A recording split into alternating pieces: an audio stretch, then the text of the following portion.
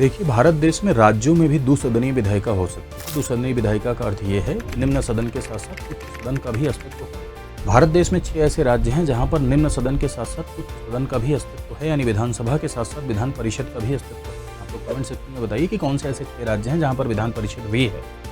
यहाँ पर हमें चर्चा इस बात की करनी है कि क्या विधान परिषद विधानसभा की तुलना में कमजोर है, खासकर साधारण विधेयकों के मामले में। प्रश्न यही है आज। तो जी हाँ, साधारण विधेयक के मामले में विधान परिषद विधानसभा की तुलना में कमजोर है। क्यों कमजोर है?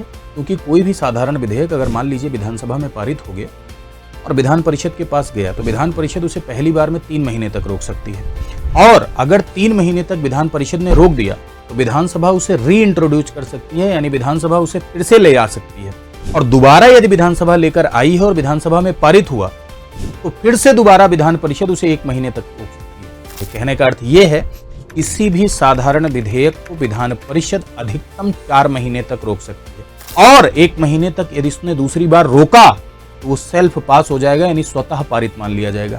तो इस तरह से हम कह सकते हैं कि राज्यों में साधारण विधेयक के मामले में विधान परिषद की स्थिति विधानसभा की तुलना में कमजोर है। वहीं आप जब केंद्र में देखते हैं तो केंद्र में ऐसा नहीं है। केंद्र में ज्यादातर मामलों में लोकसभा राज्यसभा समान शक्तियां रखती हैं, लेकिन भारत में राज्यों में जहां 2 सदन है वहां विधान परिषद विधानसभा की तुलना में कमजोर नजर आती है।